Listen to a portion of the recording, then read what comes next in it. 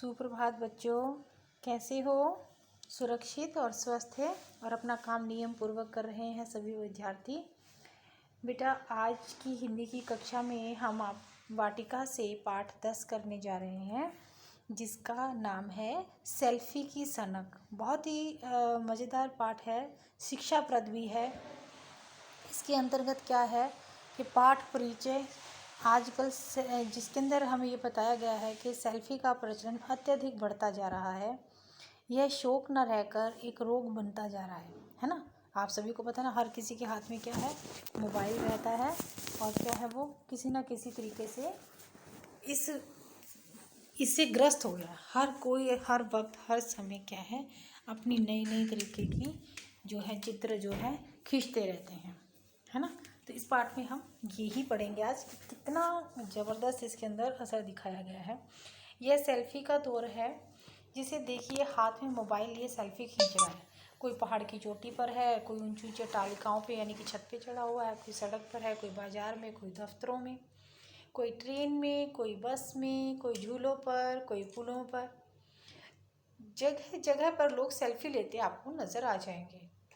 कभी देखना एक साथ गायक गायिका के साथ, कभी वो खिलाड़ियों के साथ, कभी रिश्तेदारों के साथ, कभी अपने पालतू जानवरों के साथ, कभी पेड़ पौधों के साथ, कभी जंगली पशुओं के साथ। आप देखना कि क्या है, हम सब लोग ही हैं उसके अंदर। आप सब सेल्फी लेते हुए सब लोग नज़र आ रहे हैं। सेल्फी की धूम है, जिंदगी का अहम हिस्सा हमारे बन गई है सेल्फी।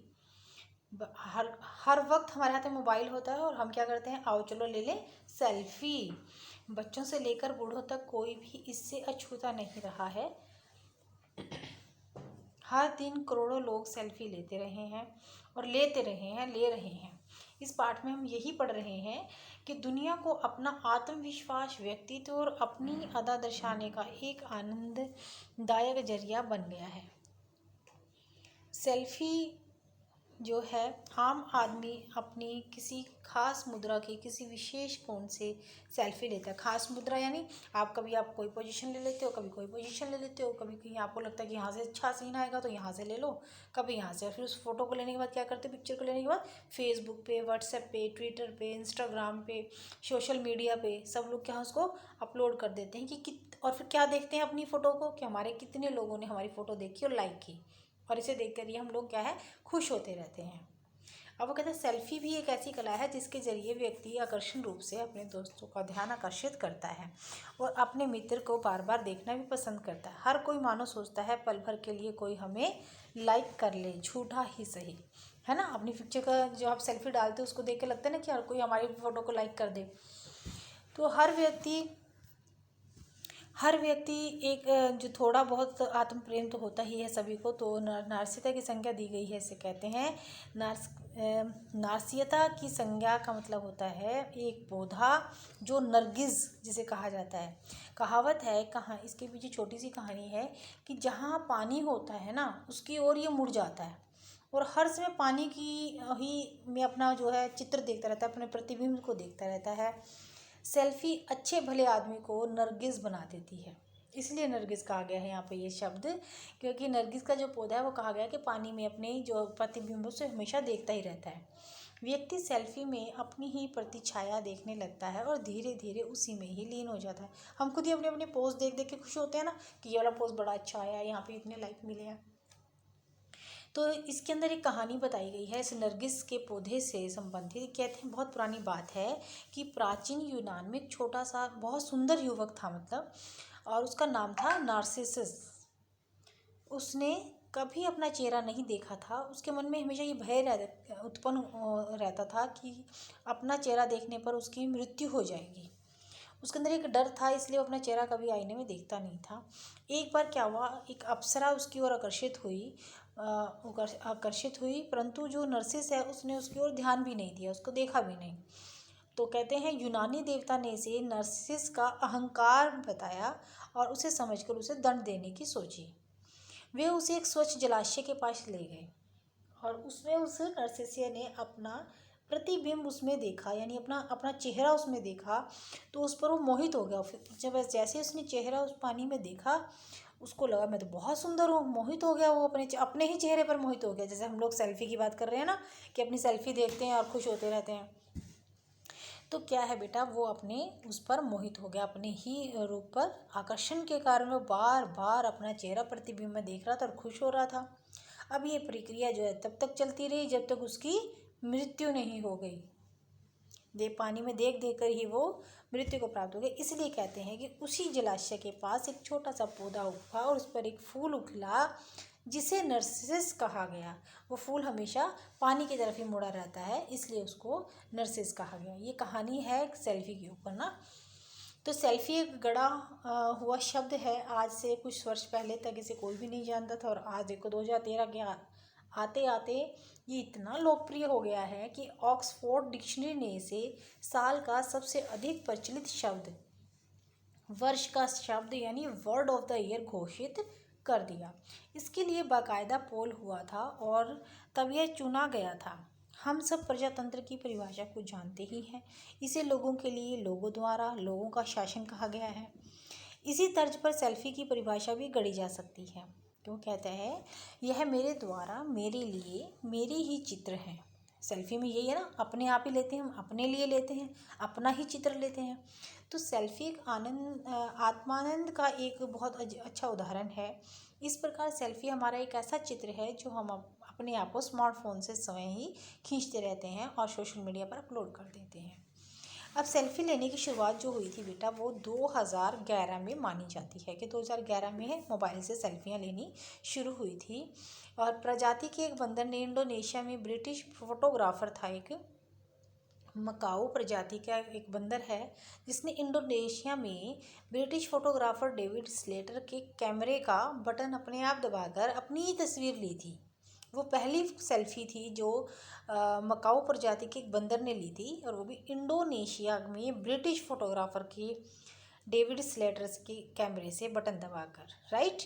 आखिर वह कोई छोटी मोटी बात नहीं है। जब मनुष्य जो काम पहले पहल ना कर सका, वो एक बंदर ने करके दिखाया था। सबसे पहले सेल्फी एक मकाऊ प्रजाति के बंदर ने ली थी अपनी खुद की। तो इस प्रकार सेल्फी का उद्घाटन हुआ था। वैसे सेल्फी का इतिहास अगर खंगाला जाए तो वह इससे भी पुराना है। कई नामचीन चित्रकारों ने अपने चित्र स्वयं ही बनाए हैं। कई ऐसे बहुत अच्छे चित्रकार हैं जो हाथ से बनाते थे, उन्होंने अपने चित्र स्वयं ही बनवाए हैं। लेकिन उन्हें सही अर्थों में सेल्फी नहीं कह सकते ना हम, क्योंकि ये तो फोटोग्राफ्स नहीं है।